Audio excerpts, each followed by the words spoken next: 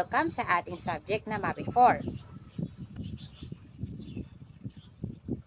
So, bago ang lahat, ako nga pala ang inyong teacher sa araw na ito. Ako si Ma'am Day.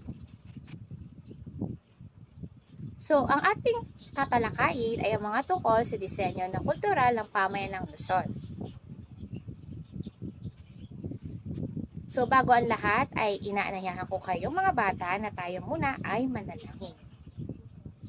Lord our God, in your wisdom and love, you surround us with the mystery of the universe. Send your spirit upon the student and fill them with your wisdom and blessing. Grant that they may devote themselves to their studies and draw ever closer to you, the source of all knowledge. We ask this through Christ our Lord. Amen. So magandang araw sa inyo mga bata. Bago ang lahat ay dapat alam natin kung ano ang mga tuntunin kapag tayo ay nasa online class. So ito yung ilan sa mga online class rules. Una is be on time. So bago mag-oras ng klase ay 10 minutes or 5 minutes ay dapat nasa online class na kayo. Ikalawa, be prepared. Yung mga bagay na dapat i-ready nyo tulad ng ballpen, notebook, and papel ay dapat naka-ready na dyan sa mga lagayan nyo na tayo ay nag-online class.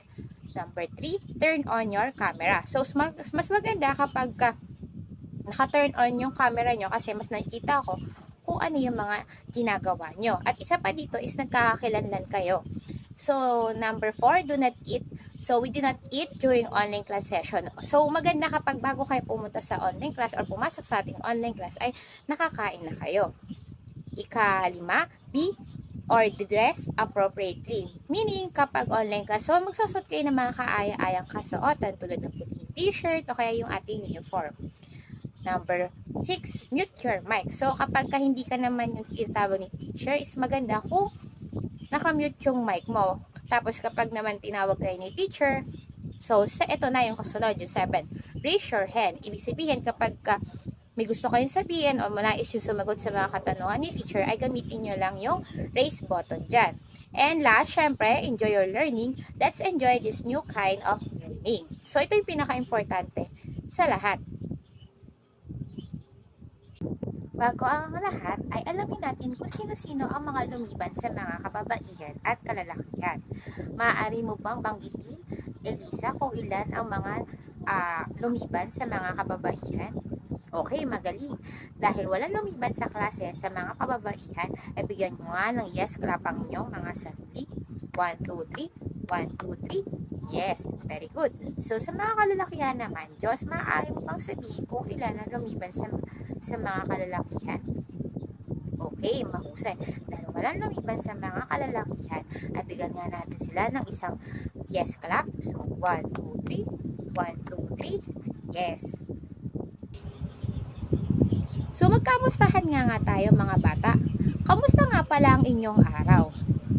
Ilan sa inyo ngayon ang masaya ang kanilang puso, masaya, may sakit, umiiyak, nagugulat, o kaya nagagalit?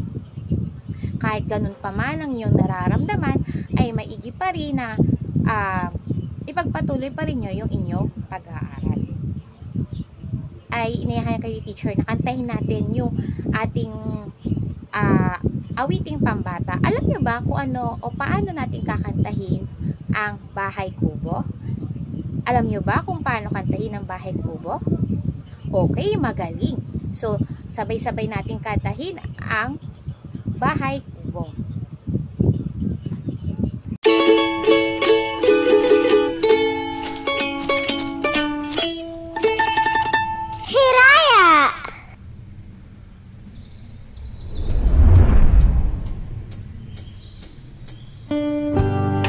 O mga bata, sabay-sabay tayo.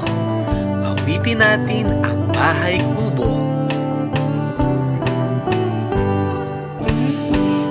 Bahay kubo, kahit munti ang halaman doon ay sari-sari, singkamas at talong, sigarilyas at mani, sitaw, bataw, patani, kundol, patola, upot, kalaman.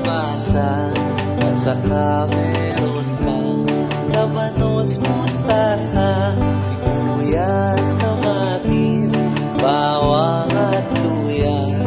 Sa paligid-ligid ay puno ng tingan.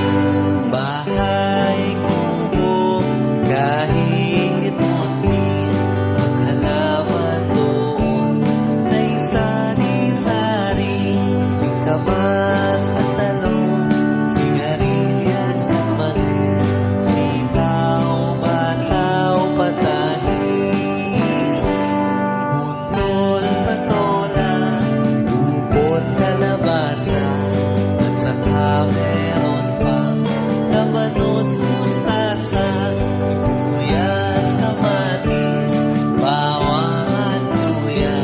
Sa paligid-ligid ay puno ng tingan. Okay. Mahusay. So, sa ating mga larawan, maaari nyo bang pagmasdan ang ating tatlong larawan na nakikita sa inyong screen? Ano-ano ang inyong mga napapansin?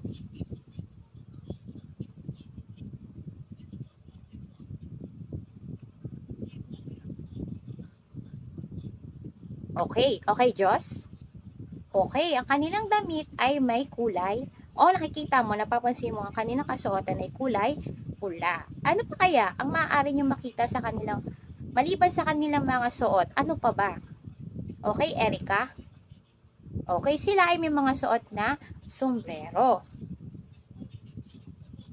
Okay, Erica, ano pang napapansin mo? Okay, may nakita kang may mga tao na may mga tattoo sa kanilang balat. Okay, Gwen? Okay, nakikita mo naman sa kanilang mga kasuotan na may mga suot silang mga palamuti sa kanilang kasuotan. Okay, dahil dyan, napakahusay. Bigyan nyo na 3 palakpak ang inyong mga sarili. So, 1, 2, 3, 1, 2, 3, yes! So, bago ang lahat ay alamin muna natin ang ating layunin sa araw na ito. Una ay natutukoy ang kultural na disenyo ng pamayanang lungsod. Ikalawa, nakakalikha ng isang sining na ginagamitan ng mga disenyo ng lungsod.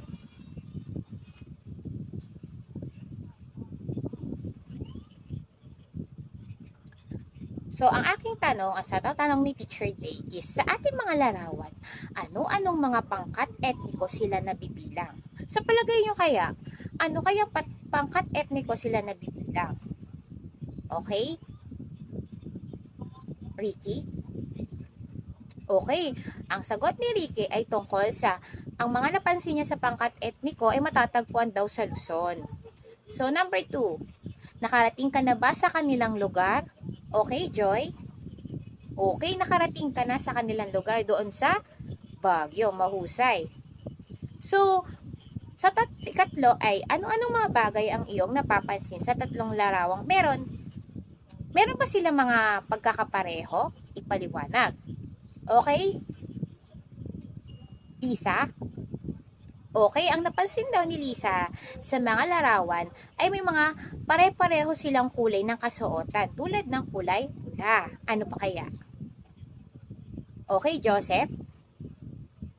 Okay, ang napansin mo naman ay meron mo silang mga palamuti sa kanilang mga kasuotan. Ano pa kaya? Okay, Raymond. So, napansin ni Raymond na may mga tattoo yung mga tauhan dun sa tatlong larawan. So, dun sa ating mga larawan, sila ay mga etnikong nakatira sa lugar na Luzon. So, may tanong si teacher. Sino dito yung mga taga Luzon? Okay, Joy? Okay, taga Nueva Ecija daw si Joy. Ikaw naman, Lito. Okay, taga Abra naman si Lito. So, ang mga etnikong nakita nyo sa ating larawan ay may iba't ibang disenyo. So, ito yung mga disenyo sa kultural na pamayanan sa Luzon. So, ang mga kultural na pamayanan ay mekanika nilang ipinagmamalaking obra. Ibig sabihin, hindi lang naman Hindi lang yung katulad sa ibang bansa na may mga obra sila na tulad ng mga painting. Meron din tayong mga obra na galing sa ating mga ninuno or yung mga pangkat etniko na nakatira sa Luzon. Ang kanilang mga disenyo ay ginagamitan ng iba't ibang linya, kulay at hugis. Ang mga linya ay maaaring tuwid, pakurba, pahalang at patayo. So, sa kanilang mga linya na ginagamit ay madalas nyo makikita itong mga nandito sa ating di ba?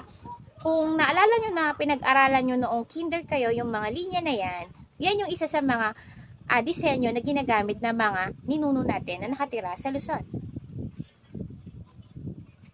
So, ikalawa is yung kadalasang kulay na ginagamit nila ay pula, dilaw, berde, at itim. So, kanina is napansin nyo, di ba, mas matitingkad yung kulay pula, itim, berde, tsaka yung itim dun sa kanilang kasuotan. So, hindi lang yon. May iba't ibang hugis ang makikita sa mga disenyo tulad ng triangulo, kwadrado, parisukat, bilog, at bilohaba. Ito'y hango sa kalikasan o sa kanilang kapaligiran. Ibig sabihin, kung ano yung mga nakikita nila tulad ng tatsulok, pwedeng tulad ng puno yan, di ba? So, yung mga bilog, pwedeng sa mga bato. So, hindi naman sila nakabase agad-agad kung ano lang yung meron sa kanilang kapaligiran. Doon nila naiguguhit o nabibigyan ng disenyo yung kanilang mga sining. So, unang-unang nasa pangkat etniko natin sa kultural ng Luzon ay ang disenyong gadang. So, ang gadang naman ay sa Nueva Ecija ay kilala at bantog sa paghahabi ng tela. Ang mga habi ng gadang ay gumagamit ng tradisyonal na hakbang sa paghahabi na may mabusising paglalagay ng palamuti, gaya ng plastic bead at bato. Ilan sa kanila yung mga produktong ipinagmamalaki ay bangkwat or belt, aken o skirt at mga G-string na gawa sa mamahaling at maliliit na bato. So, mapapansin nyo sa ating mga larawan ang kanilang kasuotan. So, yung belt, yun yung yung nandito sa unang picture natin na inilalagay nila dito sa kanilang baywang. Tapos naman yung skirt, yung suot ng kababaihan natin sa ikalawang larawan. At yung naman is yung G-string, yan yung mga palamuti na nakalagay sa kanilang mga ulo. Yan. So, yan yung, tsaka lagi nyong iisipin na ang gadang ay mga pangkat etniko na sa gadang, sila ay nakatira sa Nueva Ecija. So, sunod naman ng tribong gadang. Ayan, nakita natin yung tribong gadang kanina. Ayan sila. So, mahilig sila sa mga disenyo na may kulay na yellow or dilaw, green, ay wala dyang green, so nandiyan lang yellow, white, tsaka yung red and black. So mapapansin nyo naman ang susunod nating larawan ay ang disenyong kalinga. So makukulay ang pananamit at palamuti ng mga kalinga na matatagpuan sa pinakahilagang bahagi ng Luzon. Napakahalaga sa kanila ang mga palamuti sa katawan na nagpapakilala sa kanilang katayuan sa lipunan. Madalas gamitin ng mga kalinga ang kulay pula, dilaw, berde at itim. So ito yung mga tao, tsaka mapapansin nyo sa mga taga-tribong kalinga is may mga tattoo sila. So yung tattoo nila is nagpapatunay na kung saan, hindi basta-basta patattoo lang yan. Sa kanila, pinaniniwalaan nila, sa mga babae naman, kapag may tattoo ka, pinaniniwalaan nito ay pinapakita ng kagandahan. Kapag naman sa mga kalalakihan, ang mga tattoo ay nagpapakita ng katapangan. Sa marami kang tattoo, ibig sabihin marami ka ng nagapi na kalaban or kaaway. So yon. At tandaan nyo, ang tribong kalinga ay mahilig sa mga kulay pula, dilaw, berde at itim. Ang sunod naman ay disenyong ipugaw. So, ang mga ipugaw ay naninirahan sa Hilagang Luzon. Makikita ang mga disenyo sa kanilang mga kagamitan tulad ng araw, kidlat, isda, butiki, puno at tao. So, kung nakarating na kayo sa lugar ng mga ipugaw na kung saan makikita ang isa sa 7 wonders ng Pilipinas na ang rice terraces, ito sila, minsan nagpapapicture pa nga sila, lalo na yung sa Baguio, makikita nyo yung mga matatanda doon, di ba, nagpapapicture sila, tapos ayan, yung mga suot nila is may mga kulay pula din, so matitingkad yung kulay pula. So yung mga art nila or yung mga sining nila ay makikita nyo kaagad yung isda, araw, butiki, puno at tao.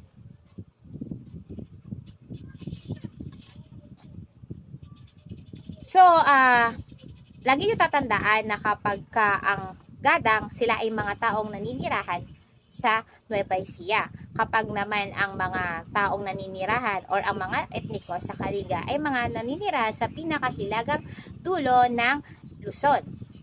Tapos tatandaan nyo na marami rin silang tato. At yung atin namang mga Ipugaw, sila naman yung mga naninirahan sa mga kabundukan at mahilig din sila sa mga disenyo na araw, puno, tao at kidlat, butiki. Yan. So,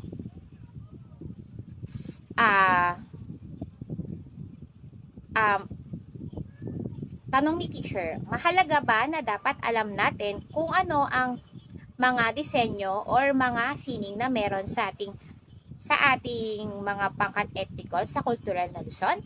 Okay, Erica? Okay, mahusay. Tama si Erica.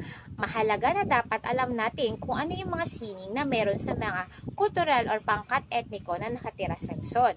Kasi ito yung nagpapakita ng pagkakaroon ng halaga dahil lalo na ating mga ninuno sila. So, sa ating pangkatang gawain, pinadala kayo ni teacher ng mga materials, 'di ba? So, ito yung hakbang sa ating gawain. Una, mga hakbang sa paggawa. So, kumuha ng isang buong kartolina na maaari gamitin sa guhitan ng disenyo. Umisip ng mga disenyo mula sa kultura ng pamayanan ng Luzon tulad ng Ipugaw, Gadang at Kalinga. Ikatlo, iguhit ang napiling disenyo sa kartolina gamit ang lapis. Maaaring umisip ng sariling disenyo gamit ang hugis, kulay, linya at prinsipyong paulit-ulit. So, ibig sabihin ito, di ba, inaituro ko sa inyo yung mga linya na patayo, pakurba, palihis, pahiga, di ba? So, pwede nyo gamitin yon. Ikalawa naman ay yung mga kulay na pula, berde, itim, dilaw. At yung mga prinsipyong paulit-ulit, pwedeng dito yung tulad ng mga tao, butiki, or ano pa. Yun na rin yun, yung katulad ng linya. So, ika-4, kulayan at punuin ng mga espasyo ng mga disenyo ang inyong iguhit at sundan dito sa Crayola oil pastel para lalong maging kaakit-akit ang inyong likhang sining. So, mas maganda kung pagkatapos nyong gamitan ng lapis is ang pangkukulay na igamit nyo ay Crayola o kaya oil pastel. Kasi mas magandang, o nailalabas dito ang kagandahang kulay. Lalo na kung, di ba, mahilig sila sa kulay pula, dilaw, itim, at berde. So, sa ikalima, kung wala nang may daragdag, ito ay maaaring itanghal sa klase. So, kapag katapos na ng grupo nyo, is maaari nyo nang ipaskil ito sa pisara at inyong ipaliwanag kung bakit ito ang inyong napiling disenyo. So, bago ang lahat ay may mga pamantayan tayo sa paggawa. Una-una, syempre, yung presentasyon, kooperasyon, kalinisa sa paggawa, malikhain at pagtatapos pagtapos sa tamang oras. So, bibigyan kayo ni teacher ng 10 minutes para tapusin ang inyong art. So, maaari nyo nang gawin ang inyong mga disenyo. Pagsamasamahin nyo bilang grupo.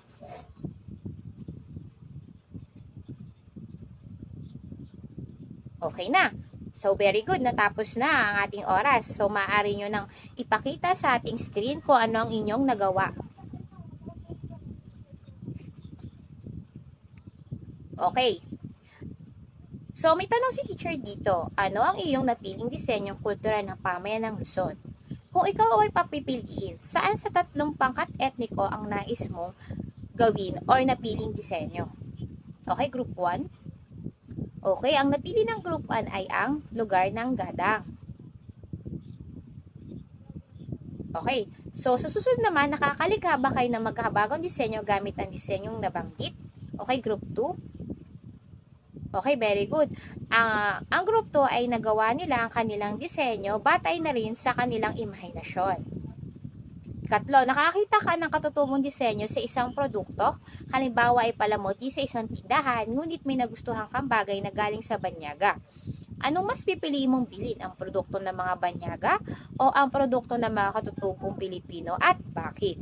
So, ako'y group 3. Pakisagot nga ito.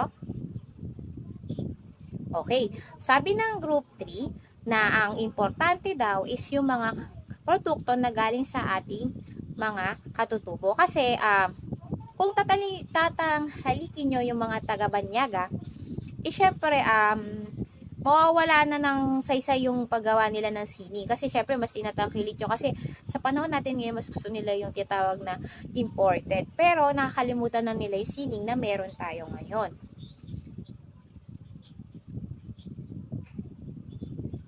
So, maghanda ng papel at maglagay ng mga numero na mula 1 hanggang 5. So, sagot na lamang. So, sa ating panuto ay isulat ang titik G kung ito ay nabibilang sa disenyong gadang, titik I sa mga ipugaw, at K sa kalinga. Okay, bibigyan kayo ni teacher ng 5 minutes para sagutan nito. Sagot na lamang.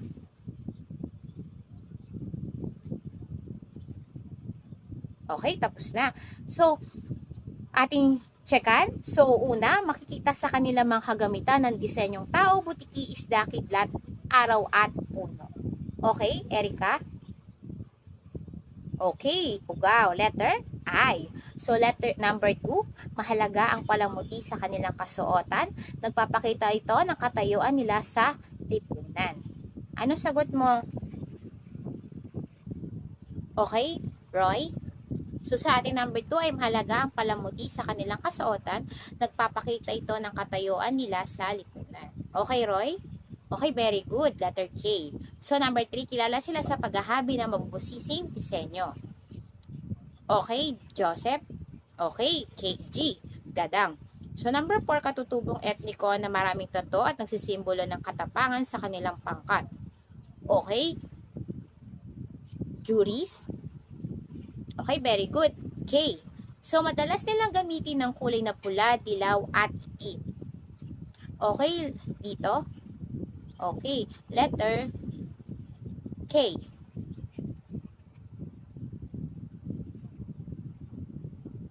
So, sa ating takdang aralin ay isulat sa inyong kwaderno, sa ating pinag-aralan, anong disenyo ang iyong nagustuhan at bakit? Yung sa 3 na pag-aralan natin na pangkat etniko ng gadang, pangkat etniko ng kalinga, at pangkat etniko ng ifugaw.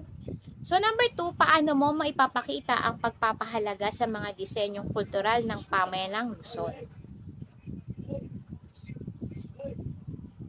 Okay. So, bago ang lahat ay tayo muna'y manalangin. So, Panginoon, maraming salamat po sa araw na ito at kami uli nagsama-sama. Sana po ay maunawaan o may natutunan ang mga batang ito upang magamit nila sa kanilang pag-aaral.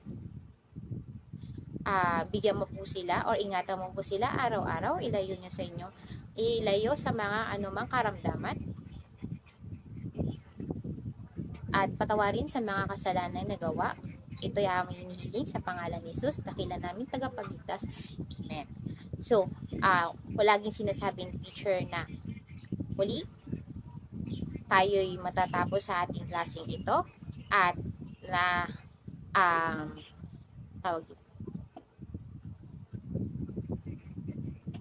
So, inaasahan ni teacher na inyong maipapasa ang inyong takdang aralin sa tamang oras. So, goodbye class.